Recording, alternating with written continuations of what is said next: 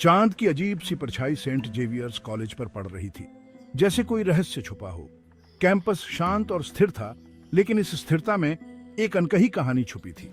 लेकिन इस शांति के नीचे एक बेचैनी थी, जो पुरानी पत्थर की इमारतों से चिपकी हुई थी, जैसे वे सदियों पुरानी कहानियां कह रही हों। आर्यन अपनी हॉस्टल की खिड़की से खड़ा था। उसे नींद नहीं आ रही थी। अजीब चेहरे और संदिग्ध नजरें उसे परेशान कर रही थीं। वह सोच रहा था कि क्या यह सब उसकी कल्पना का हिस्सा है या कुछ और। पिछला हफ्ता उसके दिमाग में घूम रहा था, घटनाओं की एक श्रृंखला जो उसे चैन से सोने नहीं दे रही थी। दबी आवाज में फोन कॉल, चुप सीनियर स्टूडेंट्स और उनके बीच की गुप्त बातें, और यह एहसास कि कोई उसे देख रहा है, हर कदम पर उसकी निगरानी कर रहा है। जो पैरानोया के तौर पर शुरू हुआ था, अब एक कोऑर्डिनेटेड थ्रेट लग रहा था, जैसे कोई अदृश्य ताकत उसे घेर रही हो। कैंपस जो दिन में वाइब्रेंट होता था, रात में रहस्यों का लैबिरिंथ बन जाता था, जहां हर मोड़ पर एक नई चुनौती थी। हर परछाई एक चेतावनी लग रही थी, जैसे वे उसे कुछ बताना चाहती हों। आर्यन कांप उठा। उसे एहसास हुआ कि वह किसी खतरनाक चीज में फंस गया है, और यह डर उसे अंदर तक हिला रहा था। और इन सब के पीछे सिया थी, एक रहस्यमयी लड़की जिसकी आंखों में अनकही कहानियां थीं। उसे चिलिंग सर्टेनिटी के साथ पता था कि उनकी जिंदगी बदलने वाली थी, और यह बदलाव अनिवार्य था। साजिश करीब आ रही थी, और आर्यन को इसका सामना करना ही था। सुबह आर्यन के लिए कोई राहत नहीं लाई। रात की बेचैनी और डर अब भी उसके चेहरे पर साफ झलक रहे थे। खिड़की से बाहर झांकते हुए उसे लग रहा था जैसे हर परछाई में कोई खतरा छुपा हो। उसकी आंखों में नींद नहीं, बल्कि चिंता और डर था। रोहन, जो आमतौर पर चीरफुल रहता था, आज असामान्य रूप से चुप और एंग्शियस था। उसने आर्यन को बगीचे में एक तरफ खींचा। उसकी आंखों में डर और बेचैनी साफ दिख रही थी। ऐसा लग रहा था जैसे वह कोई बड़ा राज बताने जा रहा हो। आर्यन, हमें बात करनी है, रोहन ने फुसफुसाते हुए कहा। उसकी आवाज में घबराहट थी, मानो कोई सुन न ले। मैंने कल रात कुछ सुना, सिया के बारे में। उसकी बात सुनकर आर्यन का दिल जोर से धड़कने लगा। खतरनाक लोग उसके पिता से उनकी जर्नलिज्म की वजह से नाराज हैं। रोहन की बातों में डर और चिंता दोनों थे। सिया की चिंता अब आर्यन की भी चिंता बन गई थी। वे उसे इस्तेमाल करके उन्हें चुप कराना चाहते हैं। ये शब्द सुनकर आर्यन के मन में डर की लहर दौड़ गई। अब मामला सिर्फ अफवाह नहीं था, बल्कि हकीकत बन चुका था। आर्यन का पेट अंदर धंस गया। उसे पहली बार महसूस हुआ कि खतरा कितना असली और नजदीक है। उसकी सांसें तेज हो गईं। अजीब आदमी, देखे जाने का एहसास, यह सब सच था। अब तक जो उसे सिर्फ वहम लगता था, वह अब सामने खड़ा था। सिया के पिता एक फीयरलेस जर्नलिस्ट थे, लेकिन अब उनके काम ने सिया को खतरे में डाल दिया था। उनकी सच्चाई की लड़ाई अब उनकी बेटी के लिए खतरा बन गई थी। वे कौन हैं? आर्यन ने घबराकर पूछा। उसके मन में कई सवाल उठ रहे थे। क्या ये लोग कॉलेज के बाहर से हैं, या कोई अंदरूनी साजिश है? मुझे नहीं पता, रोहन ने जवाब दिया, लेकिन वे स्टूडेंट्स नहीं हैं। उसकी आवाज में डर था, मानो वह खुद भी यकीन नहीं कर पा रहा हो। वे विक्रम के गैंग के साथ काम कर रहे हैं। विक्रम का नाम सुनते ही आर्यन को एहसास हुआ कि मामला और भी गंभीर है। वे जल्द ही कुछ करने की योजना बना रहे हैं, शायद आज रात हॉस्टल के बगीचे में। हर शब्द के साथ डर और गहरा होता गया। आर्यन, वे तुम्हें एक ऑब्स्टेकल मानते हैं, सावधान रहना। रोहन की चेतावनी में दोस्ती के साथ साथ डर भी था। चेतावनी साफ थी, सिया के करीब कोई भी टारगेट था। अब आर्यन को खुद के लिए भी डर लगने लगा था। साजिश का अब एक चेहरा था। आर्यन ने कुछ जाने पहचाने चेहरों को उन संदिग्ध लोगों के बीच देखा, जिससे उसकी चिंता और बढ़ गई। आर्यन को एहसास हुआ कि खतरा तुरंत था। उसे अब डर के आगे झुकना नहीं था, कुछ करना था और जल्दी करना था। उसके मन में एक ही सवाल गूंज रहा था, क्या वह सिया और खुद को बचा पाएगा? उस शाम आर्यन सिया से हॉस्टल के बगीचे में मिला, चांदनी से सजे बुगेनविलिया के नीचे। उसने उसके हाथ पकड़े, उसकी आवाज स्थिर थी। सिया, तुम अपने पिता के काम की वजह से खतरे में हो। उसने उसे सब कुछ बताया, कोई शुगर कोटिंग नहीं, कोई झूठ नहीं। सिया की मुस्कान फीकी पड़ गई, लेकिन उसका संकल्प मजबूत हो गया। मुझे पता था कि यह दिन आ सकता है आर्यन, मैं डरी नहीं हूं, उसने कहा, लेकिन मैं तुम्हें खोने से डर रही हूं। हम इसका सामना साथ करेंगे। आर्यन ने उसकी ताकत महसूस की। डर के सामने उनका रिश्ता और गहरा हो गया। मैं तुम्हें कुछ नहीं होने दूंगा, उसने वादा किया। उनका प्यार उनकी ढाल बन गया। उस पल में वे सिर्फ एक कपल नहीं थे, वे एलाइज थे। साथ मिलकर उन्होंने आने वाले समय की तैयारी की। एक छोटे से पल के लिए बगीचा उनका सैंक्चुअरी बन गया। आर्यन ने सिया के कान के पीछे से बालों की एक लट हटाई। मैं तुमसे प्यार करता हूं सिया, उसने फुसफुसाते हुए कहा।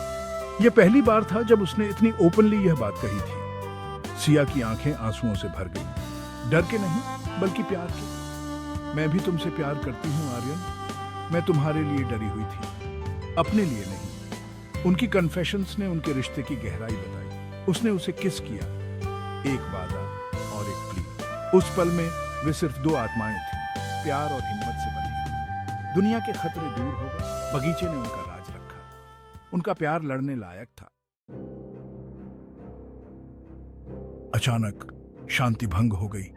झाड़ियों में सरसराहट, अंधेरे से निकलते हुए डार्क फिगर्स। 3 आदमी, चेहरे छिपे हुए, चुपचाप खतरनाक इरादे से आगे बढ़े। आर्यन ने सिया को अपने पीछे धकेला। भागो सिया, मदद लाओ। लेकिन सिया ने जाने से मना कर दिया। आतंक और डिफायंस से उसकी शर्ट पकड़े हुए आदमियों ने उसे घेर लिया। वे प्रोफेशनल्स थे, स्टूडेंट्स नहीं। एक ने चाकू से हमला किया। आर्यन ने डॉज किया और पलटकर पंच मारा। एक पल के लिए उम्मीद जगी, लेकिन दूसरे अटैकर ने आर्यन के कंधे पर डंडे से वार किया। दर्द से उसकी नजर धुंधला गई। सिया ने उसका नाम चीखा, जैसे आर्यन सीधा रहने के लिए संघर्ष कर रहा था। लड़ाई शुरू हो गई थी और हालात गंभीर थे। आर्यन ने खुद को तैयार किया, किसी भी कीमत पर सिया की रक्षा करने के लिए दृढ़ था। उनका प्यार घेराबंदी में था। लड़ाई काओस थी। आर्यन घायल लेकिन जिद्दी सिया को सुरक्षित रखने के लिए लड़ रहा था। उसने वार किए, लेकिन हमलावर आगे बढ़ते रहे। एक डंडे ने उसके हाथ पर वार किया।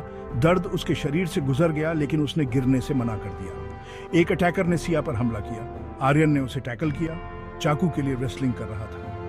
एक और लात ने आर्यन को सांस लेने के लिए हाँफने पर मजबूर कर दिया। अटैकर चाकू के लिए भागा। उसकी आंखें सिया पर थीं।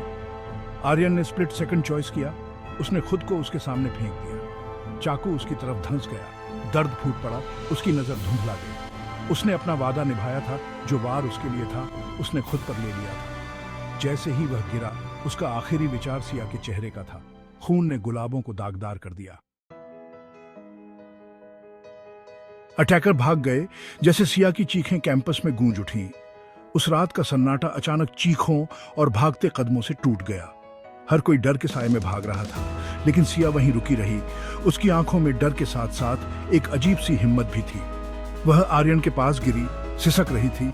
उसके हाथ उसके घाव पर कांप रहे थे।